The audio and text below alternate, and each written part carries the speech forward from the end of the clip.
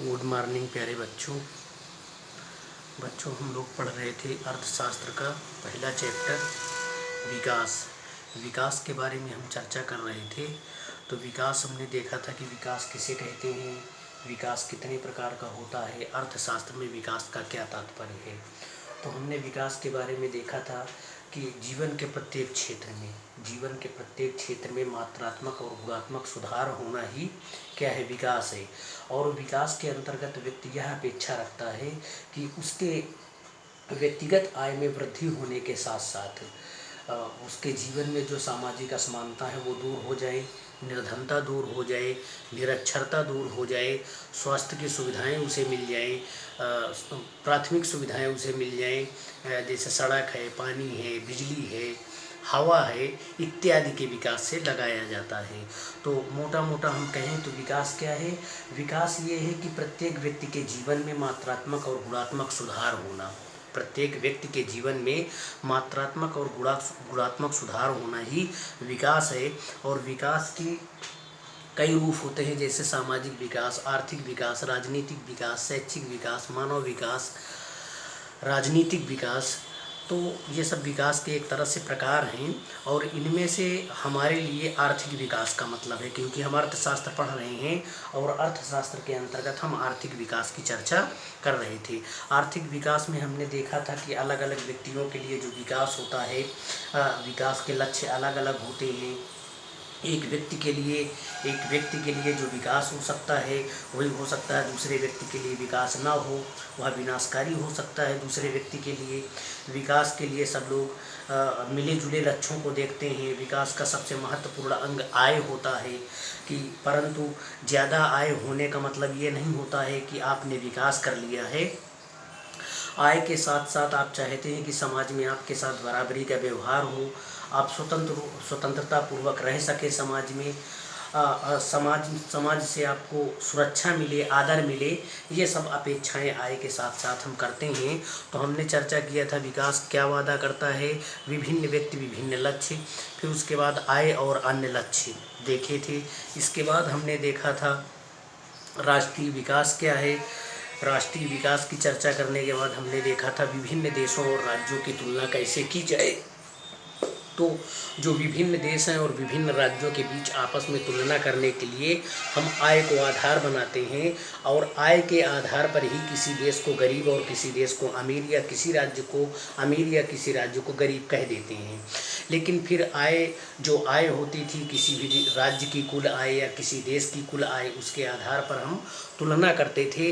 लेकिन तुलना करने का यह मानदंड उचित नहीं था।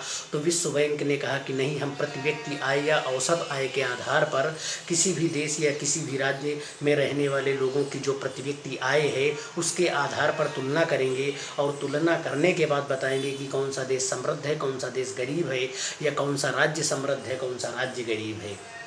तो शुरू में हम आय को मानक बनाए, आय के आधार पर दो देशों या राज्यों के बीच में तुलना करते थे। फिर उसके बाद विश्व बैंक ने कहा कि नहीं, है इसमें कुछ कमियां हैं, हम प्रति व्यक्ति आय या औसत आय के आधार पर तुलना करेंगे। फिर प्रति व्यक्ति आय या औसत आय में देखे थे कि यद्यपि औसत आय तुलना के लिए उपयोगी है, फिर भी यह असमानताएँ छुपा देते हैं, बहुत सारी असमानताएँ, जिसको हमने उदाहरण देकर समझाया था, चर्चा की थी हम लोगों ने। फिर उसके बाद हम आय और अन्य मापदंड कि यदि आय और जो प्रति व्यक्ति आय है, कुल आय और प्रति व्यक्ति आय के आधार पर हम राज्यों और देशों के बीच में तुलना करते हैं तो उसमें कुछ कमियां हैं, उन कमियों को कैसे दूर किया जाए। तो उसके लिए UNDP ने 1990 ईस्वी में एक मानव विकास सूचकांक तैयार किया, और उस मानव विकास सूचकांक के अंतर्गत 3 प्रमुख सूचकांक होते हैं, और इन 3 प्रमुख सूचकों के आधार पर देखा जाता है कि कौन सा देश समृद्ध है और कौन सा देश गरीब है। तो इसकी हमने मानव विकास सूचकांक की चर्चा की थी। मानव विकास किसे कहते हैं इसके बारे में चर्चा की थी। मानव विकास सूचकांक क्या होता है उसका PDF आपको मिला था। उसके बाद दो तालिका थी, तालिका 1.3 और तालिका 1.4, और तुलना के आधार पर हमने देखा था कि हरियाणा की प्रति व्यक्ति आय सबसे अधिक है, फिर केरल की उससे कम, बिहार की उससे कम। प्रति व्यक्ति आय के मामले में तो हरियाणा, केरल और बिहार से बेहतर है। लेकिन यहाँ फिर 3 मापदंड जो मानव विकास सूचकांक के होते हैं, उसके आधार पर जब हमने हरियाणा, केरल और बिहार को देखा तो हमें लगा कि नहीं, हरियाणा की प्रति व्यक्ति आय भले बेहतर है लेकिन अन्य मामलों में वह केरल से पीछे है। तो तुलना किए थे। आज उसी के आगे हम चर्चा करेंगे सार्वजनिक सुविधाएं। पीछे के आप वीडियो देख लीजिए, पीछे के जो PDF भेजे गए हैं उनको पढ़ लीजिए तो आपको समझ में आएगा, अन्यथा आपको समझ में नहीं आएगा। आज हम चर्चा करते हैं सार्वजनिक सुविधाएं। ऐसा क्यों है कि हरियाणा में औसत व्यक्ति की आय केरल के औसत व्यक्ति से अधिक है। औसत आय क्या होती है? औसत आय को ही प्रति व्यक्ति आय कहते हैं। औसत आय या प्रति व्यक्ति आय कैसे निकाली जाती है, पीछे चर्चा हो चुकी है। और हम पीछे देखे थे कि ऐसा क्यों है कि हरियाणा में औसत व्यक्ति की आय केरल के औसत व्यक्ति की आय से अधिक थी। यहाँ देखे थे कि केरल के व्यक्तियों की औसत आय कम थी और हरियाणा के व्यक्तियों की औसत आय अधिक थी। तो इसके पीछे मूल कारण क्या है? इसका कारण यह है कि यह आवश्यक नहीं कि जेब में रखा रुपया वे सब वस्तुएं और सेवाएं खरीद सके जिनकी आपको एक बेहतर जीवन के लिए आवश्यकता होती है। आपके पास बहुत पैसा है तो ज़रूरी नहीं है कि आप पैसे से ही अपने जीवन की सारी आवश्यकताओं को खरीद सके, क्योंकि यदि पर्यावरण में वायु प्रदूषित हो गई है तो आपके पास चाहे जितना पैसा हो, आप उस प्रदूषित वायु को अच्छी वायु नहीं बना सकते हैं जब तक कि सामूहिक रूप से प्रयास नहीं किया जाएगा। तो वही यहाँ लिखा है कि यह आवश्यक नहीं है कि जेब में रखा रुपया वे सब वस्तुएं और सेवाएं खरीद सके जिनकी आपको एक बेहतर जीवन के लिए आवश्यकता हो सकती है। नागरिक कितनी भौतिक वस्तुएं और सेवाएं प्रयोग कर सकते हैं, इसके लिए आय अपने आप में संपूर्ण रूप से पर्याप्त सूचक नहीं है। आपके पास बहुत पैसा है, आप अपने जीवन की सारी सुख सुविधाएं, जीवन के लिए जो भी सुख सुविधाएं होनी चाहिए, उनके लिए जो भी वस्तुएं होनी चाहिए वो सब आप खरीद लाइए। अपने घर में AC, fridge, cooler, TV, 4 wheeler गाड़ी सब इकट्ठा कर लीजिए। लेकिन अगर मन में शांति नहीं है तो आपका कोई मतलब नहीं है उन सारी भौतिक वस्तुओं और सेवाओं का। उदाहरण के लिए सामान्यतया आपका द्रव्य आपके लिए प्रदूषण मुक्त वातावरण नहीं खरीद सकता है। आपके पास जो पैसा है, आपके पास जो संसाधन है, वह प्रदूषण मुक्त वातावरण नहीं खरीद सकता या बिना मिलावट की दवाएं आपको नहीं दिला सकता। आपके पास चाहे जितना पैसा हो, क्या आप मार्केट में जाएंगे तो बिना मिलावट की दवा आपको मिल जाएगी? बिल्कुल नहीं मिलेगी। जब तक आप ऐसे समुदाय में ही जाकर नहीं रहने लग जाते जहां ये सुविधाएं पहले से उपलब्ध हैं। तो आपको क्या है, यहाँ समुदाय महत्वपूर्ण है कि आपको अपने समुदाय में बदलना पड़ेगा। आपको अपने समुदाय को छोड़कर ऐसे समुदाय में जाना पड़ेगा जहाँ ये सारी सुविधाएं पहले से उपलब्ध हैं। द्रव्य आपको संक्रामक बीमारियों से भी नहीं बचा सकता जब तक आपका पूरा समुदाय इनसे बचाव के लिए कदम नहीं उठाता। इसका सबसे अच्छा उदाहरण वर्तमान समय का कोरोना महामारी है। कोरोना महामारी क्या है? बहुत सारे पैसे वाले लोग हैं, नहीं ठीक हो रहे, मर जाते हैं, खूब पैसा है उनके पास। तो कोरोना एक ऐसी संक्रामक बीमारी है जो छुआछूत से फैलती है और इस कोरोना महामारी का उपचार एक ही है कि सारा समुदाय मिलकर उसके लिए कदम उठाए, सारा समुदाय उसके बचाव के लिए उपाय करे, तभी कोरोना महामारी से निपटा जा सकता है। तो पैसा चाहे जितना आपके पास हो, पैसा ही सब कुछ नहीं होता है। पैसे से ही आप अपनी जान को नहीं बचा सकते हैं। अनेक संक्रामक बीमारियां होती हैं, जिन संक्रामक बीमारियों से बचने के लिए पैसा महत्वपूर्ण नहीं होता है, उनसे बचने के लिए समुदाय के सारे व्यक्तियों की जिम्मेदारी होती है। वास्तव में जीवन में बहुत सी महत्वपूर्ण चीज़ों के लिए सबसे अच्छा और सस्ता तरीका इन वस्तुओं और सेवाओं को सामूहिक रूप से उपलब्ध कराना है, सबके पास उपलब्ध हों।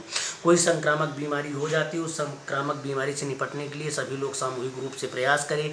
कोई वैक्सीन आती है तो सबके पास सामूहिक रूप से पहुँचे, तभी उस समस्या से या महामारी से निपटा जा सकता है। जरा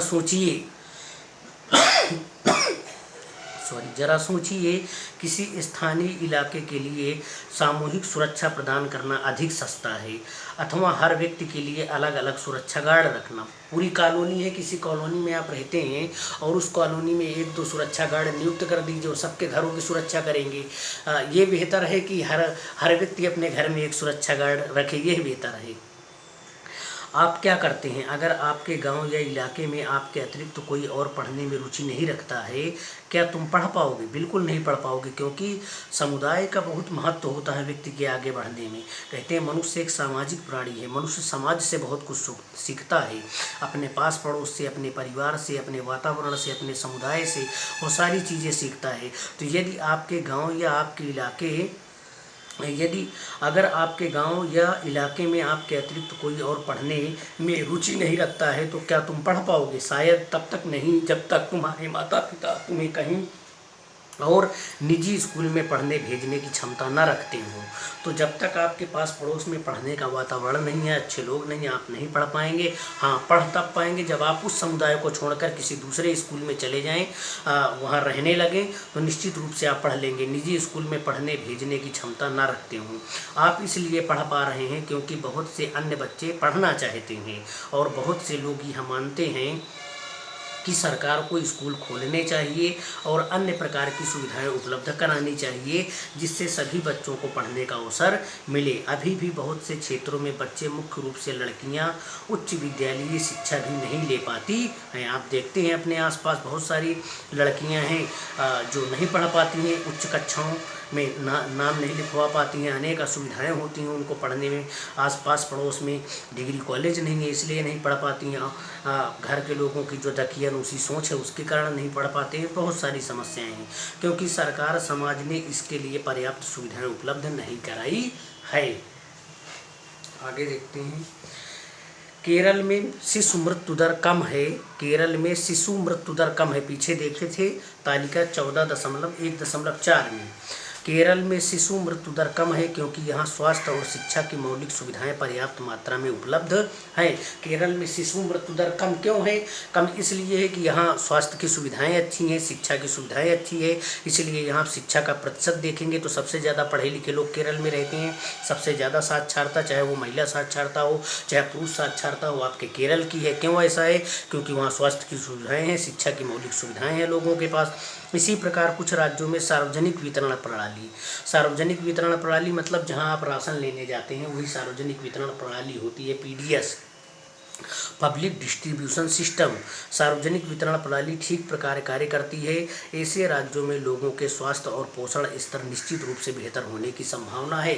सार्वजनिक वितरण प्रणाली है, राशन आया है तो उसका ठीक प्रकार से वितरण हो रहा है, तो वहाँ लोगों का स्वास्थ्य अच्छा है, पोषण स्तर अच्छा है। लेकिन कुछ राज्य ऐसे हैं जहाँ सार्वजनिक वितरण प्रणाली में अनाज आता है और जो आपका कोटेदार होता है वो सब खा जाते हैं, लोगों के पास नहीं पहुँच पाता है, तो लोग बीमार हो जाते हैं, उनको पोषण नहीं मिल पाता है जो गरीब लोग हैं। तो वही चीज़ यहाँ पर लिखा है कि केरल में शिशु मृत्यु दर इसलिए कम है क्योंकि वहाँ स्वास्थ्य की सुविधाएं हैं।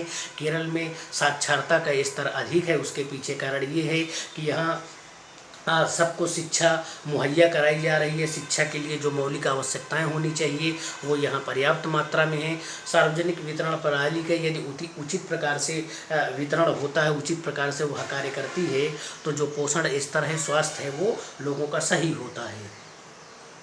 आओ इन पर विचार करें, इनको आप लोग देखिएगा। इनको पढ़ाएंगे तो वीडियो बहुत लंबा हो जाएगा, आप लोग देखिएगा, चर्चा करिएगा। कार्यकलाप, ये कार्यकलाप दिए हुए हैं, इनको आप देखेंगे। जैसे अच्छा कार्यकलाप 2 अभी देखते हैं।